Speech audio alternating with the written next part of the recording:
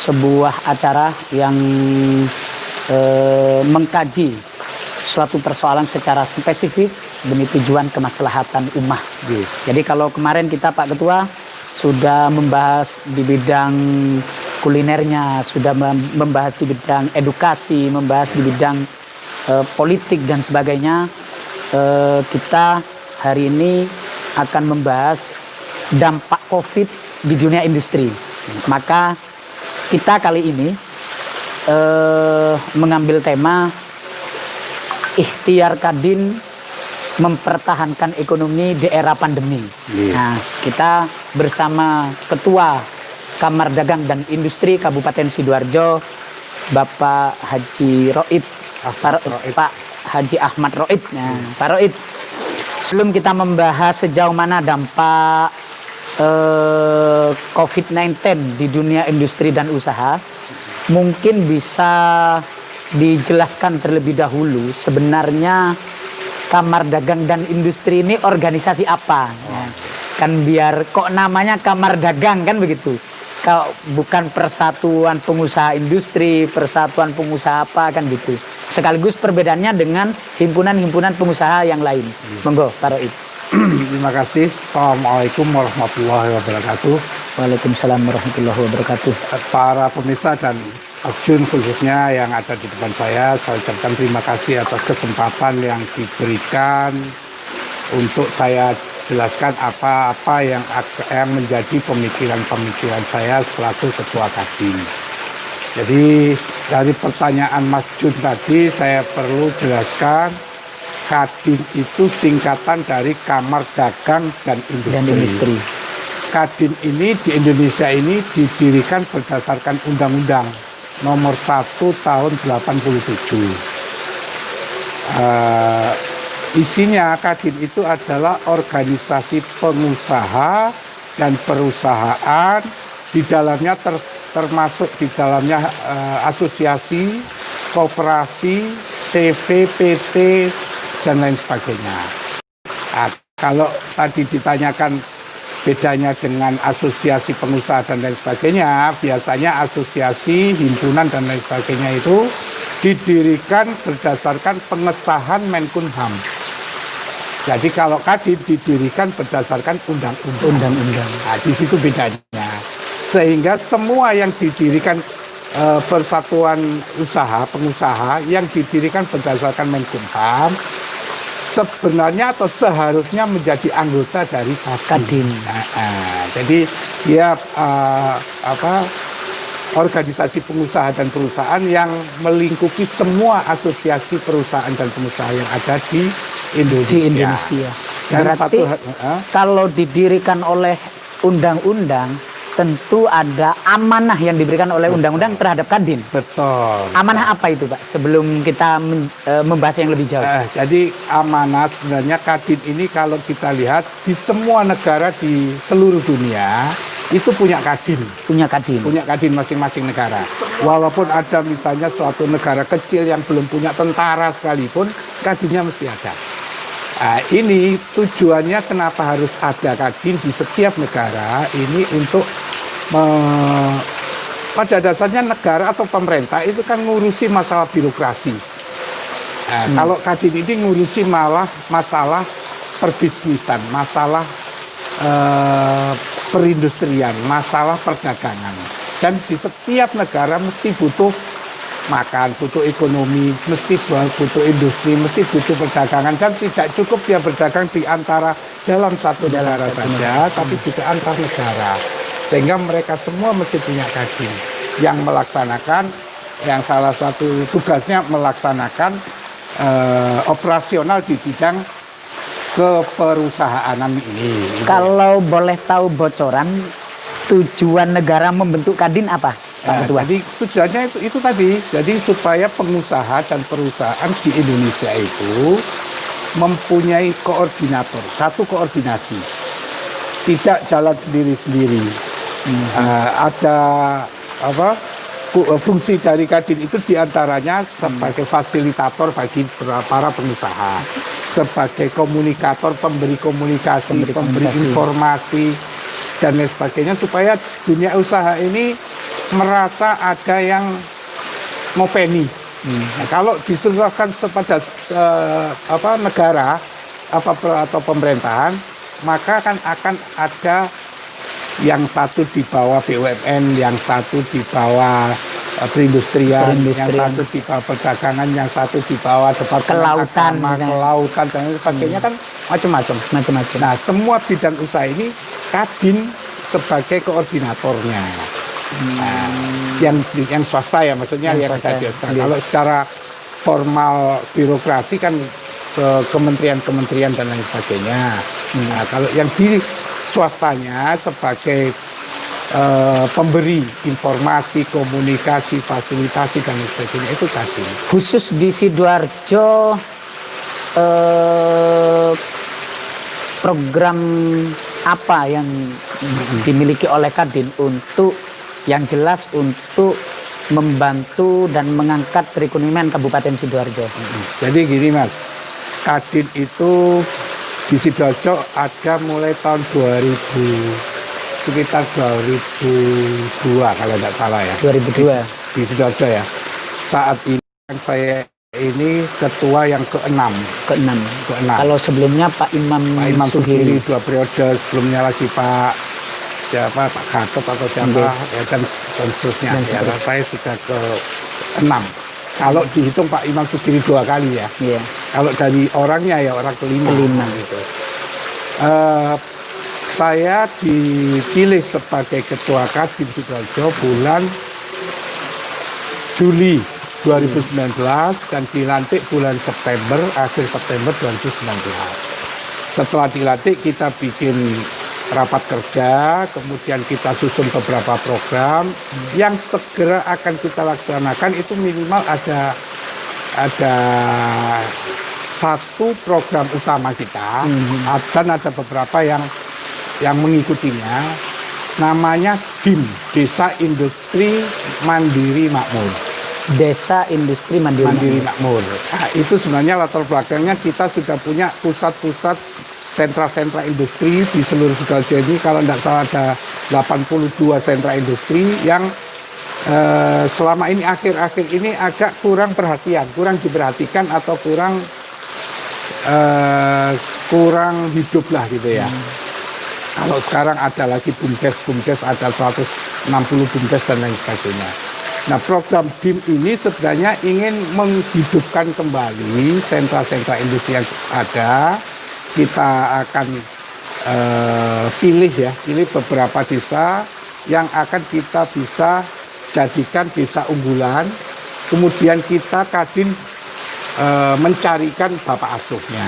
Bapak asuh itu banyak, ada BUMN itu kan semua jadi bapak asuh. Disesuaikan dengan karakter unit usahanya. Tergantung unit usahanya. Kadang-kadang tidak harus begitu. BUMN mana saja. BUMN ini kan besar sekali, ada dana CSR-nya. Kemudian ada juga aksesnya kemana-mana, manajerialnya juga sudah siap semuanya. Bahkan ada BUMN yang tidak ada hubungannya pun bisa menjadi bapak asuh dari sebuah desa. Ambil contoh di mana, Nusa Tenggara Timur kalau tidak salah, itu ada satu desa yang memproduksi tikar. Jadi warganya itu semua bikin tikar. Bapak asuhnya ternyata pegadaian. Ada apa hubungannya? Tidak ada hubungannya. Ya, tidak ada hubungannya. Kecuali kalau misalnya buka kolam renang, warkop dengan BUMN-nya pariwisata atau pelni, kan nyambung Pak ya. Ini nggak harus. Nggak harus begitu. Yang penting menggunakan dana CSR BUMN. Dan mungkin tenaganya BUMN juga yang mencarikan. Yang mencari. Di Sidoarjo dari semua rencana program sedikit saja yang sudah berjalan mana? Desa mana, Pak? Ini kemarin kita sudah ini Kadin ini kan tidak mungkin jalan sendiri karena kita punya pemerintah desa PMD dan lain sebagainya kan. Kita komunikasi dan minta bantuan untuk kerjasama dengan Pemda. Saat kita sudah diundang untuk melakukan koordinasi teknis dengan Pemda, ada corona. Jadi program itu sampai hari ini kita saling menunggu. Kadin menunggu ngajak kolaborasi, ya, sementara Kadin tidak harus diam langkah lain. Apa yang dihadapi sekarang di Kabupaten Sidoarjo. Sebelum melangkah usaha-usaha lakukan oleh Kadin agar tidak ada stagnasi kegiatan, efektivitas ekonomi, saya ingin mendengar sebetulnya sejauh mana dampak COVID-19 ini terhadap dunia industri di Kabupaten Sidoarjo. Mendengar kemarin dari salah satu narasumber, kalau ini tetap berlanjut dan tidak ada tren menurun dari COVID-19 ini, diperkirakan dampaknya akan lebih parah secara ekonomi dari krisis 98-99. Apa benar demikian, Pak? Ya, jadi gini, kalau tahun 98 itu beberapa negara besar ya yang berpengaruh terhadap ekonomi nasional Indonesia. Kalau sekarang kan seluruh dunia terpengaruh, menderita gitu ya. Terdampak dari COVID.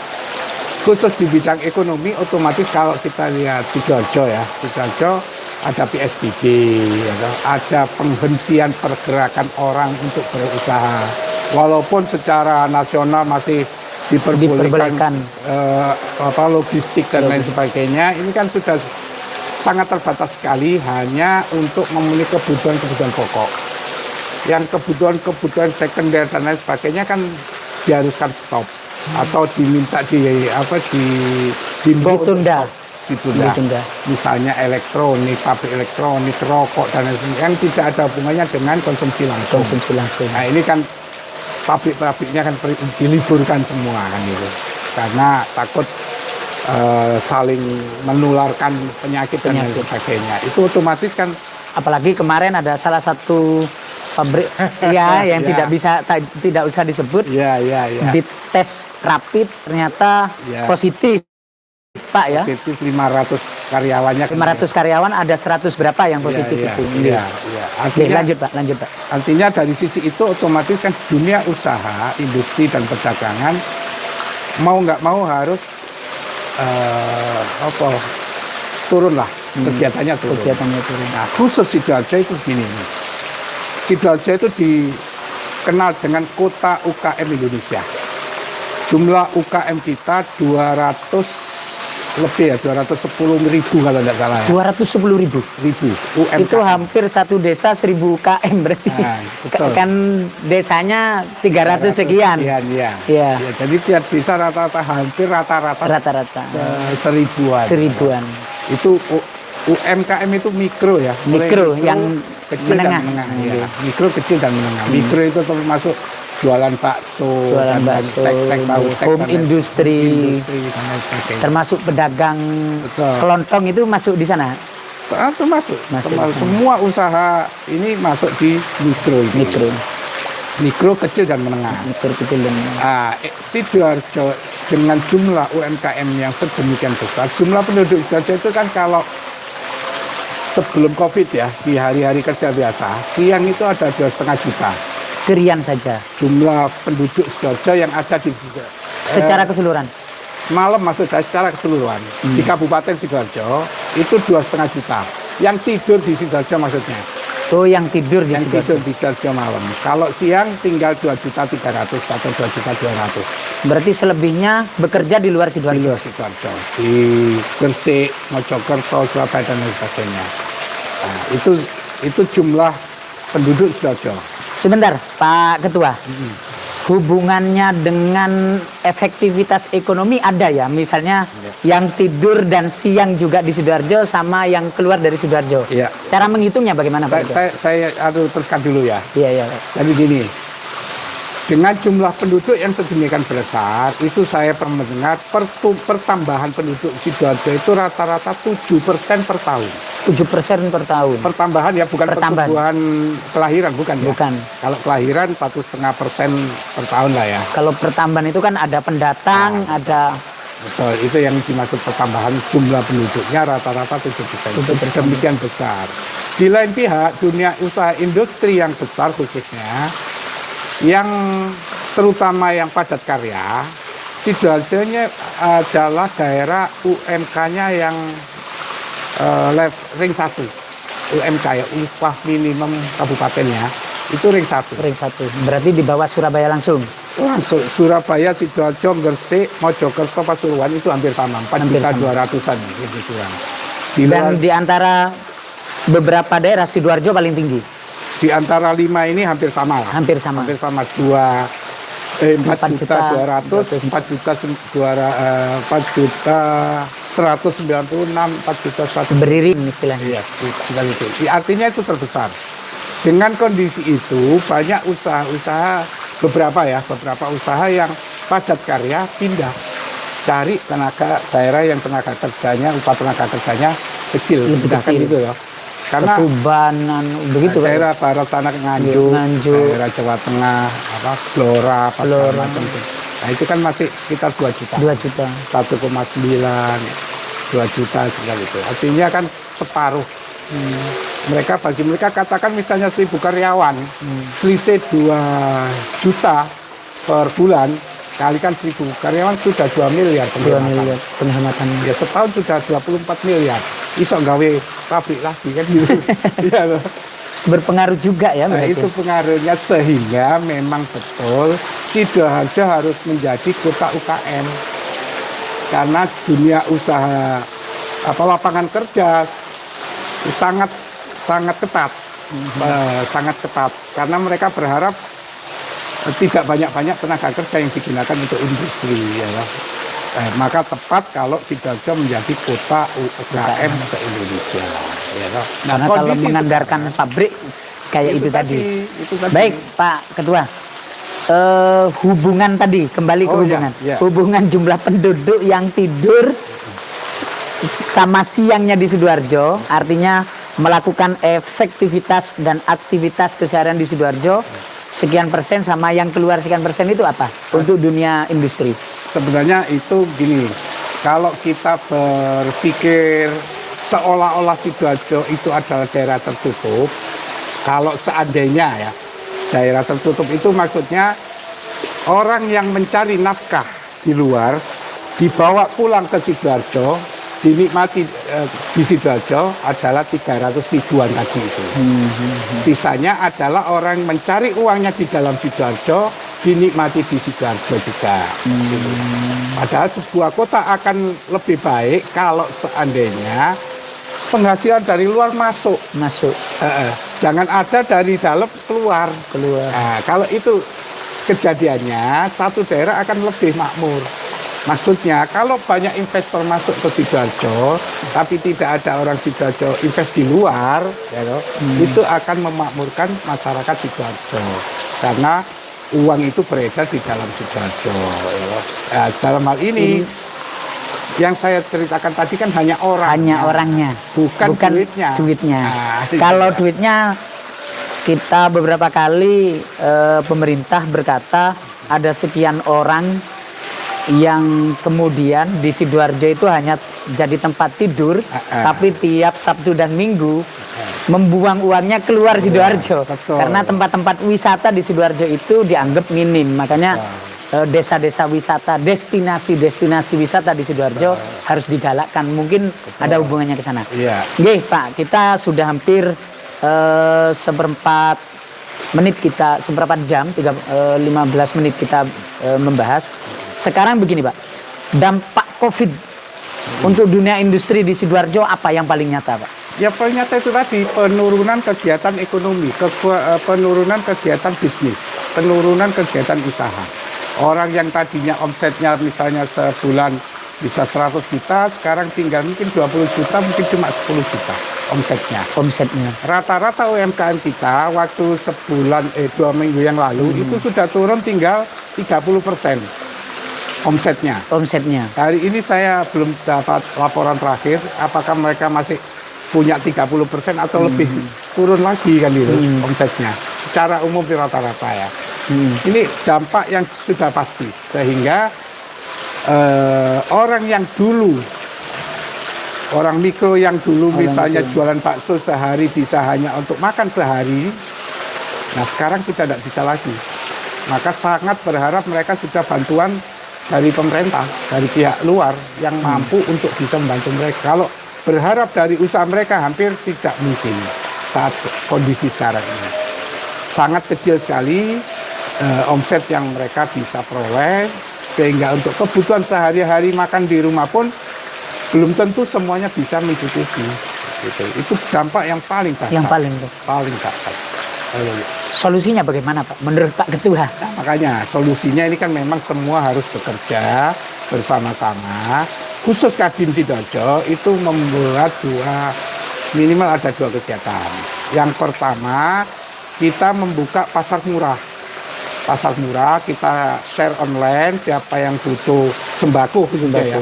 Sembako bisa hubungi ke Kadin. ke Kadin.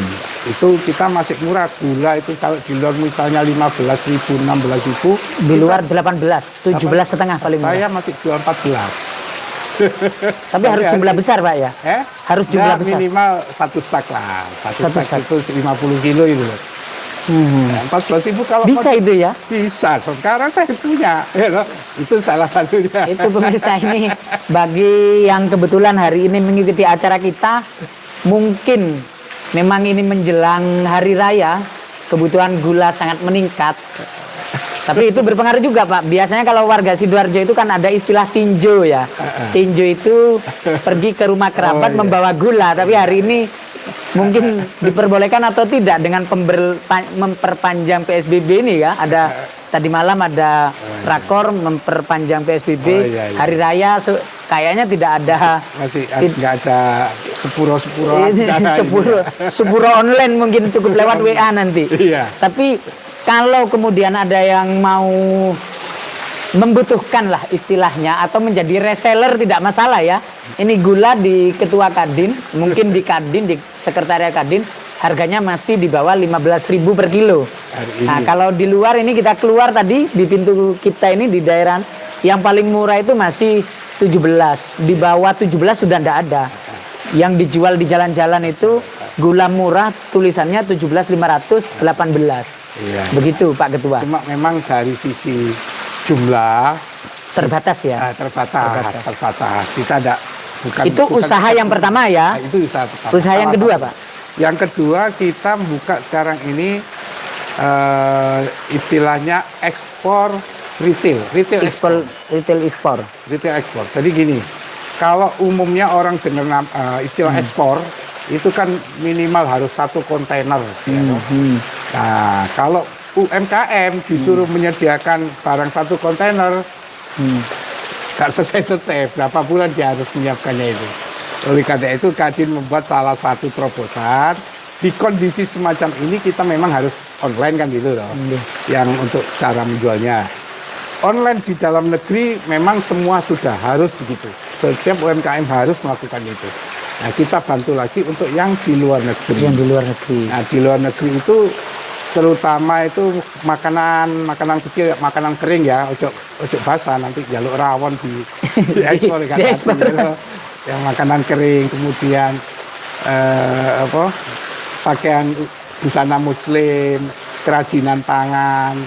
Nah, yang kayak gitu-gitu masih memungkinkan kita ekspor retail. Nah, retail itu tidak dalam jumlah besar, maksimal 30 kilo ya. Maksimal 30 kilo sekali kirim. Kalau kita di atas. Kalau mungkin ada masyarakat yang tidak paham retail itu dalam bentuk apa misalnya selain sembako. Jadi gini misalnya ada TKI tenaga kerja Indonesia di Cina butuh keripik gayam. Ya loh, keripik gayam itu kan berapa bungkus? 10 bungkus. 10 bungkus. Bisa kita dikirim, kita layani, bisa. Jadi ya itu retail namanya. Retail. Di sana kita tidak ekspor kepada importer bukan. Importer di sana bukan. Jadi bukan pengusaha kan. Tapi pemakai langsung. Butuh rokok, butuh pakaian jilbab muslim atau makanan kecil, keripik-keripikan, kerupuk-kerupukan dan lain sebagainya. Nah, itu salah program kedua yang menjadi terobosan kita di masa yang kondisi untuk menjaga efektivitas ekonomi di kabupaten. Betul, supaya mereka tidak betul-betul berhenti gak isok botolan, gak isok metu, gak isok apa. Bisa kolab betul ekonomi kita kalau itu. Jadi kita itu pun kita juga tidak berarti satu-satunya cara, artinya satu-satunya bisa membantu adalah Kadin. Enggak, itu hanya salah satu ya, yang lain harus juga punya pikiran macam-macam untuk bisa melakukannya. Ayo bareng-bareng rek bantu kan gitu ya. Nah, yang bisa dilakukan Kadin hanya itu di antara ini. Itu yang dari sisi ekonomi. Kalau dari sisi sosial otomatis kita ada pembagian masker, pembagian sembako itu ada. Itu di sisi sosial. Pembagian itu donaturnya anggota-anggota Kadin mungkin. Anggota pengurus-pengurus. Pak Ketua, nyun sewu, ini nyun sewu. Di beberapa daerah lain agar efektivitas industri itu tetap berjalan, kebijakan-kebijakan yang dikeluarkan oleh pemerintah itu disinergikan dengan Kadin. Contoh misalnya, ada salah satu contoh. Ketika dampak COVID-19 ini mewajibkan masyarakat harus pakai masker. Wajib pakai masker. Nah, dan pemerintah menyediakan itu. Anggarannya hampir disesuaikan dengan jumlah penduduknya hampir 8M. Maka di luar Sidoarjo, ini contoh. Saya tidak paham kalau Sidoarjo. Pak Ketua lebih paham mungkin nanti. Ini contoh mawon. Jadi ketika pemerintah harus menyediakan masker sebanyak itu, maka tidak boleh ada lelang walaupun dananya 8M, tidak boleh ada lelang lewat ULP, tapi memanggil para konveksi yang ada di daerah tersebut. Semua penjahit celana, penjahit apa, karena kan sekarang hari raya orang sudah tidak jahit celana, tidak jahit baju, maka menjahit masker ini. Jadi tidak harus bekerja sama dengan perusahaan farmasi, pabrik masker, tapi mengoptimalkan kinerja masyarakat. Nah, termasuk diantaranya pengadaan sembako misalnya, wajib mendahulukan pertanian lokal dan sebagainya. Itu salah satu contoh. Pertanyaan saya begini Pak Ketua, ada tidak misalnya inisiatif dari Kadin untuk bekerja sama dengan pemerintah yang pekerjaannya itu program-program pemerintah namun tetap mempergunakan konco-konco sing melakukan industri di Sidoarjo misalnya, ada apa tidak misalnya? Jadi gini, itu sudah jadi pemikiran awal Kadin. Jadi termasuk memberdayakan UMKM kita yang penjahit dari masker dan lain sebagainya, APD dan lain sebagainya kan itu. Itu kita pikirkan sejak dari awal. Hanya memang kita kemungkinan kurang koordinasi ya, kurang koordinasi antara Kadin dengan Pemda atau dinas-dinas yang terkait. Sehingga saya kadang-kadang agak sedih, ada anggota UMKM kita tanya, Bapak ini anggota saya beberapa kelompok usaha ya, ini sebagai konveksi kok tidak ada pesanan masker. Iya, seharusnya kan konveksi yang sebetulnya untuk garap kaos sekolah, kaos seragam, ini kan seharusnya dialihkan lah. Kalau memang ada pengadaan masker di Kabupaten Sidoarjo, saya juga tidak paham. Ini sebagai contoh mawon, Pak ya. Ya, itu sehingga secara informal saya juga sampaikan kepada teman-teman anggota DPRD, ya, tolonglah diberi pemahaman lah, artinya pihak birokrasi atau pihak pemangku yang mau melaksanakan ini hanya tetap diingatkan aja lah bahwasanya di bawah ini masih banyak usaha-usaha kecil yang bisa dilakukan untuk membantu program-program ini. Dan kalau yang kebutuhan masker milik Dinkes atau APD tidak masalah ke farmasi ya, tapi yang untuk diberikan kepada masyarakat kan itu kain biasa dan bisa dicuci kan begitu. Dan itu yang lebih banyak. Tapi sudah ada usaha ke arah sana sebetulnya. Sudah. Secara informal kita sudah sampaikan, bahkan kalau tidak salah di Madikor, saya lupa ininya. Walaupun tanggapannya masih belum ya. Tanggapannya wallahu alam lah ya. Tapi ya. kita sudah sampaikan aja. Sudah berusaha itikat baik dari Kadin untuk bekerja sama ini. Kadang-kadang ada teman-teman yang punya yang mereka memang berusaha bukan menunggu order, membuat masker, membuat sendiri, dijual sendiri ya. Ya, atau dijual sendiri begitu banyak persediaan yang nggak kejual, sambat lagi ke kita, Pak ini tolong dijualkan, ada sekian ribu saya punya ya kita carikan lagi siapa yang butuh. Ya, ya memang ketua Kadin itu juga amanah Pak ya, sehingga harus mencari solusi. Baik Pak,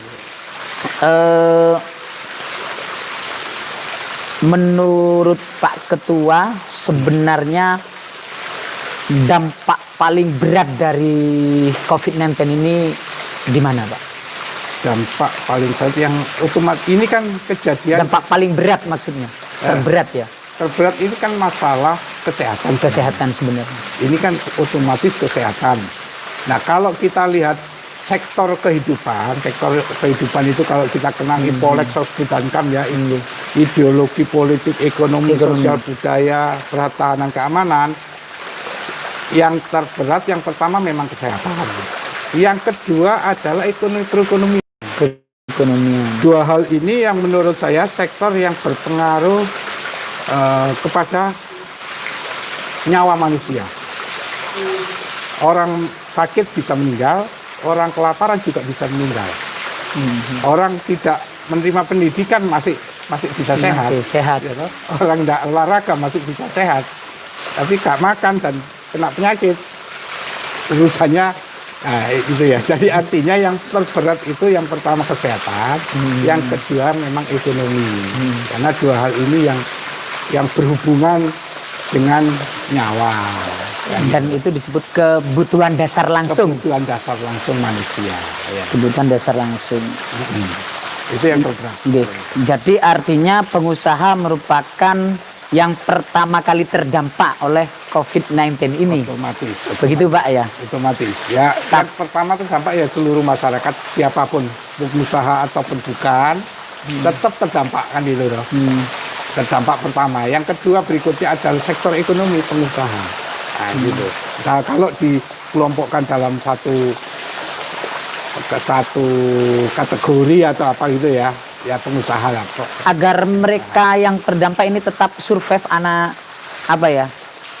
bukan anak buah ya, tapi unit-unit usaha yang berada di bawah naungan Kadin ini agar tetap survive, bisa tetap beraktivitas.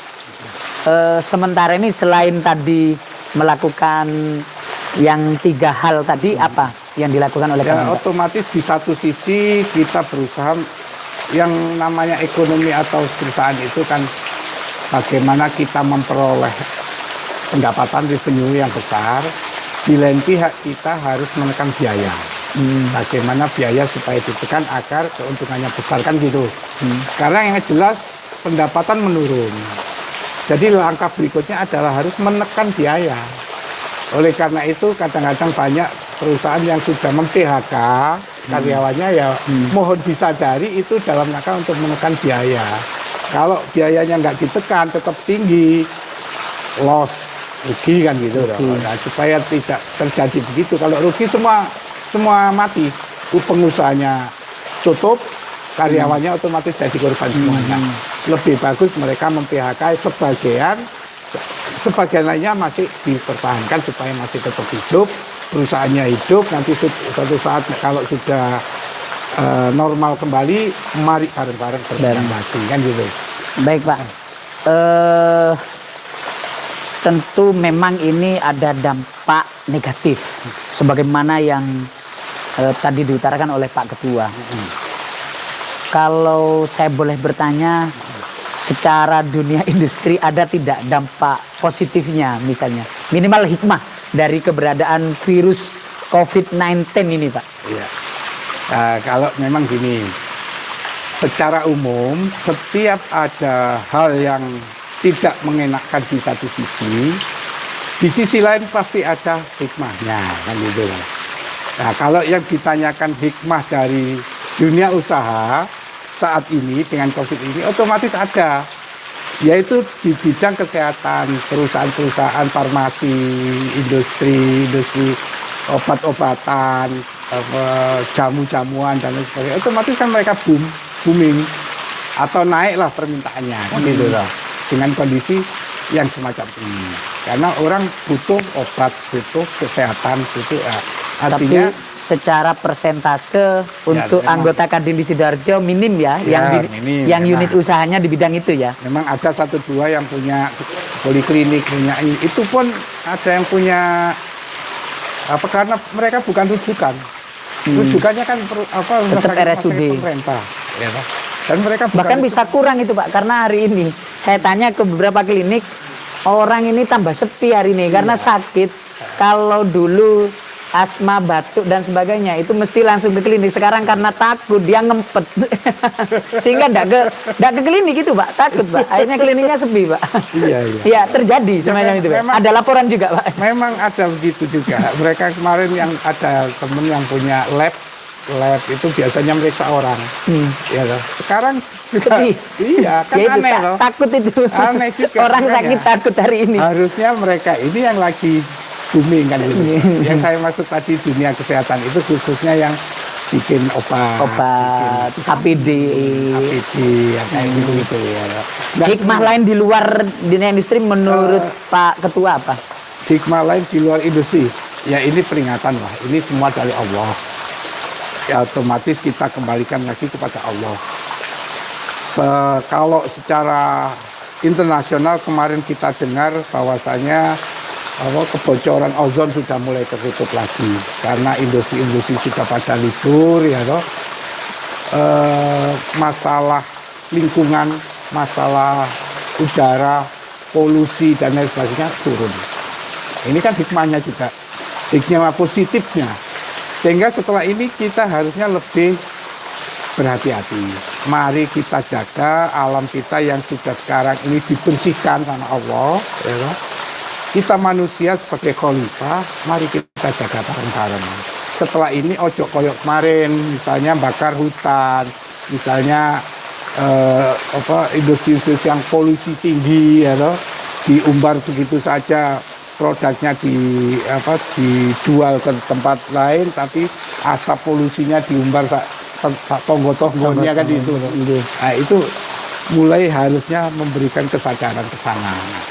Nah, marilah bareng-bareng kita ambil hikmah dari adanya COVID ini sehingga berikutnya dunia industri, dunia usaha kita tetap harus memperhatikan lingkungan hidup sehingga nanti kesehatan balik lagi ke kita. Barangkali COVID ini juga karena ada daerah-daerah tertentu yang kemproh gitu ya, muncul virus baru dan berkembang sedemikian rupa.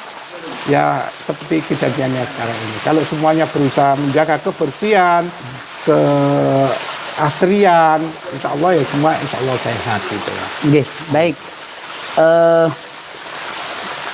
Ada beberapa hal, ini ada yang bertanya dari masyarakat di online. Pak, kalau kita tidak bekerja, itu kan kita mau makan apa, kan begitu. Iya. Nah, kalau pengusaha kan masih banyak cadangan karena rata-rata kaya. Kalau kita yang satu hari langsung habis itu kalau tidak bekerja bagaimana? Nah, nanti kita lagi yang disalahkan gitu. Tidak usah mendengarkan ini, tapi ini pertanyaan dari masyarakat. Ada tidak anggota Kadin yang hari ini yang seharusnya dia tidak boleh melakukan efektivitas usahanya tapi tetap nakal, tetap ayo wis kerjai daripada karena ini mumpung kati rioyo misalnya. Ada tidak yang semacam itu Pak?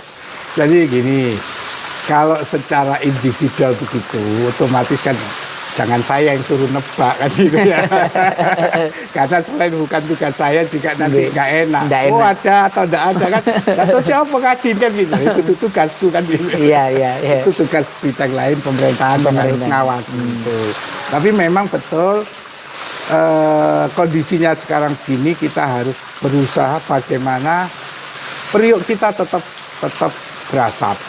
Karena kalau jadi pengusaha itu yang dipikirnya sebenarnya bukan dia saja. Ya memang dia pribadi dengan keluarganya aman. Karyawannya. Nah, itu kan yang penting. Ya itu kan yang penting. Jadi jangan suudon ketika ada pabrik atau home industri masih berjalan, kok gak ngerti ono corona kan begitu. Ini aparat kan terkadang aparat desa yang kecil-kecil ya. Itu si ono corona kok si pancet antri ae pabrike. Si opo gak ngerti corona kan begitu. Iya kan sampai dilaporkan sampai apa. Iya, iya. Jadi pertama tidak semua pabrik harus ditutup. Mungkin itu juga unit Iya. usaha yang memang dibutuhkan menjelang hari raya, kebutuhan Iya, pokok betul, mungkin begitu. betul. Yang kedua juga memikirkan karyawannya. Jadi itu baik. Ya, jadi memang yang namanya stakeholder dari pengusaha itu kan macam-macam. Ada karyawan, ada pemegang saham, ada pemerintah, pemilik birokrasi, atau pemegang regulasi, ya, ada manajemen dan lain sebagainya. Itu semuanya kan juga terpengaruh. Makanya kadang-kadang untuk menilai itu tidak bisa orang per orang, usaha apa atau siapa, bukan. Tapi ada hal lain yang mereka pikirkan, yang mereka harus lakukan, sehingga tidak mungkin stop total karyawan nembuh apa jari kan mangan karep muka mangan gak karep itu kan nggak begitu gitu loh. Jadi, Terakhir Pak, sebelum kita tutup, apa usaha Kadin sebagai kontribusi terhadap masyarakat, terhadap pemerintah untuk menanggulangi, minimal mengurangi penularan COVID-19 ini di Kabupaten Sidoarjo? Jadi tadi seperti saya katakan, kalau usaha di bidang ekonomi kita sudah ada beberapa langkah tadi yang saya sudah jelaskan. Kemudian di bidang sosial kita juga sudah melakukan bantuan-bantuan tanpa ikatan gitu ya. Tapi memang penyalurannya kita juga lebih hati-hati, tidak diberikan orang bergerombol, tapi kita sampaikan ke rumah-rumah ya. Kita data dari masjid, dari RT, RW dan lain sebagainya yang memungkinkan kita kirim gitu ya. Enggak semuanya, kita memang enggak sebesar dananya punya pemerintah kan gitu ya. Paling tidak kita ikut lah, ikut membantu lah. Kemudian di lain pihak kalau soal kepatuhan itu yang saya tahu semua pengurus Kadin sekarang ini kalau diajak rapat ngumpul nggak ada yang mau datang. Nah itu bagus karena saya juga ngetes tak jak rapat ini teko apa enggak. Ternyata nggak hadir Pak. Nggak ada yang hadir, artinya mereka mentaati nggak mau. Mungkin rapatnya memang hari ini lagi ngetren via online mungkin. Via online, Via Zoom online. dan lain sebagainya. Itu yang kita Hadir ya kalau pakai Zoom ya. hadir, mereka hadir. Insya Allah mereka aktif tetap, tapi kalau secara ini enggak sulit lah. Terakhir Pak, sebagai closing statement, harapan terhadap pemerintah sebagai Ketua Kadin apa? Oke, jadi khususnya pemerintah Sidoarjo ya, karena saya Ketua Kadin Sidoarjo, jadi gini, kita tahu bahwasanya Sidoarjo sudah bagus dalam artian menyediakan anggaran khusus untuk menanggulangi COVID dalam artian untuk ekonomi masyarakat bawah kan gitu ya, masyarakat miskin dan sebagainya. Karena mau nggak mau memang dengan kejadian ini banyak orang miskin baru yang tadinya pas-pasan sekarang jadi miskin. Apalagi yang tadinya miskin ya ini super miskin kan gitu ya. Super miskin. Ya. Misdak istilahnya. Kalau istilah teman-teman itu misdak. Misdat ya. Miskin dadakan. Oh, miskin dadakan ya, misdat ya. Jadi sudah bagus ada alokasi anggaran yang diperuntukkan khusus untuk menangani ini. Hanya masalahnya mungkin masalah koordinasi. Kemarin ada laporan koordinasi penyaluran itu kayaknya masing-masing dinas masih sendiri-sendiri. Parsial. Ada yang diserahkan itu di jalan katanya. Wah ini kan repot. Di jalan-jalan umum Di begini. jalan umum ada Berarti misalnya di tidak pakai data berarti. Nah makanya itu menjadi tanda tanya siapa itu yang bagi itu kan gitu. Mungkin pribadi itu Pak, bukan Mungkin dinas. pribadi atau yang jelas ada itu. Dan itu yang kan menjadi akhirnya orang ini yang dapat di jalan itu sampai di rumah dapat lagi. Double.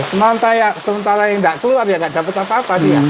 Iya kan? Di rumahnya mungkin Kalau datanya itu menggunakan dana pemerintah tidak boleh seharusnya. Harusnya Karena kan tidak boleh. kalau dana pemerintah harus by name, by address. Ini datanya, ini orangnya, betul. kan begitu. Cuma itu tadi balik lagi harus jangan masing-masing dinas.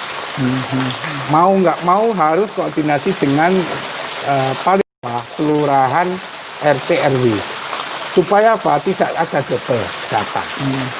Mereka kemarin laporan dari teman-teman desa mendamping kita ya.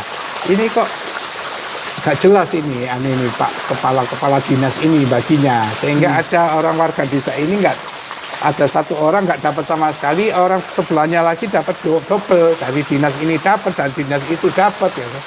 Yang ini nggak dapat sama sekali. Nah, memang kita kan itu yang menyalurkan. Tadi kebetulan saya sebelum kesini kan dialog juga sama kepala dinas sosial ya. Tadi saya juga menyampaikan yang sampai viral di medsos. Ini tonggoku oleh, aku kok gak oleh, tapi alhamdulillah sudah dijawab. Oke, lanjut Pak. Jadi artinya itu yang kita harapkan, agar koordinasi ini menjadi satu pintu lah. Satu pintu bagaimana caranya dana itu lebih bermanfaat. Data boleh dari semua dinas, tapi dikelola dari satu pintu sehingga nggak ada yang gobel, nggak ada yang tidak masuk. Distribusinya. Sebelum didistribusikan, data dikumpulkan dulu. Jangan masing-masing kasih anggaran, ini bagian, buyar.